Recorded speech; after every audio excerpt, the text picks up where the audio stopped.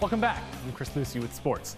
They say to the victor goes the spoils. Well, in that case, 9 victories for the number 20 Syracuse football team earns them a spot in the Camping World Bowl. Not too bad of spoils right there. The game gets the Orange out of the central New York winter tundra to sunny Orlando. It's the most wonderful time of the year, but it's not the holidays just yet, even if the commercials say otherwise.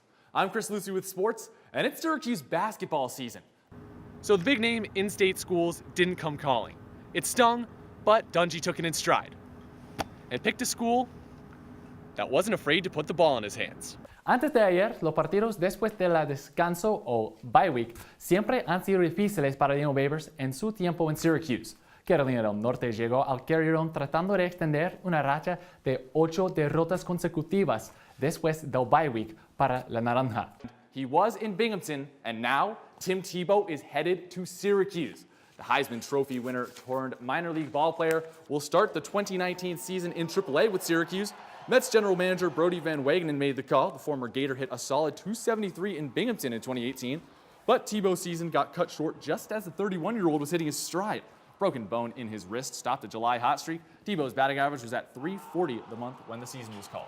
Yeah, both teams off to an immaculate start to the season. One cog of the Orange offense, though, that has been sputtering early on is Tyus Battle. The junior out of New Jersey has really not clicked as Syracuse fans have seen him over the course of his career. Averaged 20 points per game almost last season.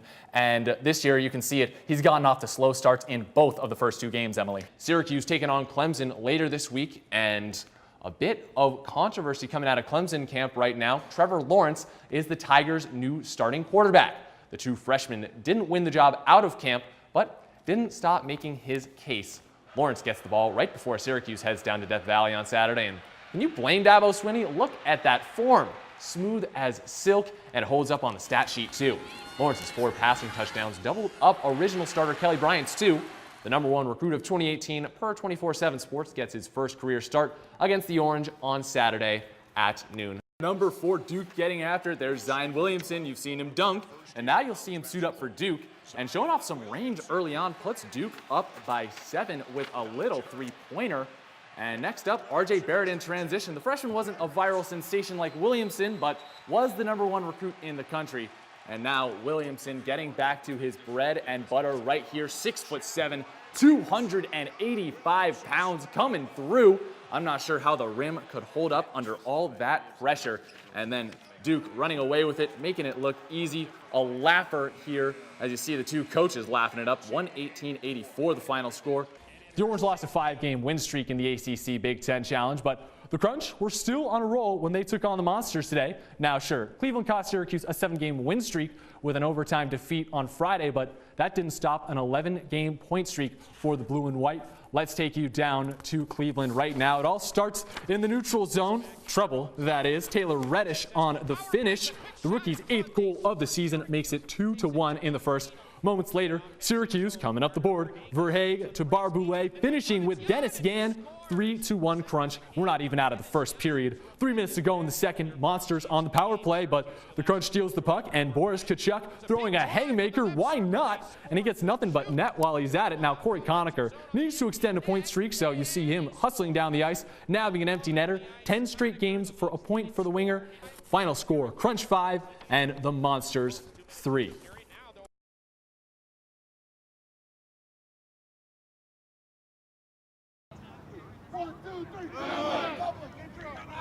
From breaking it down Tuesday at practice to leading Cicero North Syracuse out of the tunnel on a Friday night, Dave Klein is devoted to his players. It's just a matter of being here. You know, once I took the job over, I was here every day. You know, once I became that job, I was here every day. I was here every day in the off season, all summer with the kids, and just letting the kids get to know me. The numbers speak for themselves. 4 years ago, Klein led Henniker High School to a Section 3 championship. Then, Klein moved to CNS. Within 2 seasons, the North Stars won the sectional title for the first time ever. Bringing a winning track record to CNS is one thing, but it was the day in and day out professionalism that made North Star Nation get behind Coach Klein. they can see that he is putting it in the right direction. I mean, CNS before he came here was really just not known for their football. I mean, he's switched everything 180 degrees, and he won't lie to you. You know what I'm saying? If you're a good football player, he'll tell you you're a good football player, but he'll expect more out of you because of it. You build the kids up, you know, and if you need to get into them a little bit and criticize what they did, you do it. If you've yelled at a kid or gotten on a kid about doing something wrong, you always, before he leaves that day, before he goes home that night, you make sure you get your arm around him and say, hey, I'm only doing that because I want you to be your best. And as far as this season is concerned, Klein hopes the best is yet to come. On Thursday, Syracuse University added a new course to its sports media concentration. We're about to find out. The answer is no. The answer is no. Esports. Mike Lucero from Twitch.tv came by to help introduce the class his company helped create.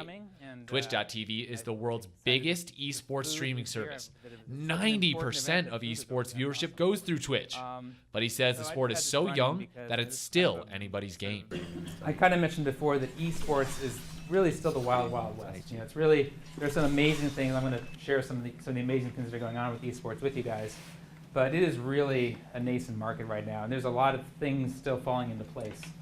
One thing that's right where Lucero wants it to be is the viewership.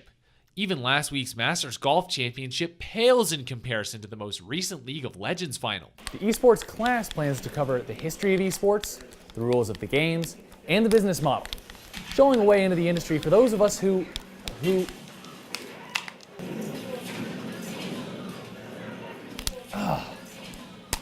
those of us who have no business making a living with this thing whatsoever. Now Griffin Connor can finally get his mom off his back for all those hours he spent in front of the TV playing video games. I mean, I had those talks where I get a bad grade on a test and I gotta cut back the league playing, but I think as I kind of took on sort of a more like entrepreneurial aspect with it, my parents like obviously very open to that, and they realize that I'm doing cool stuff. So Connor plans to start an esports team at SU next semester, where he'll show them all that a waste of time to some is really the way of the future for plenty of others. Chris Lucey, NCC News.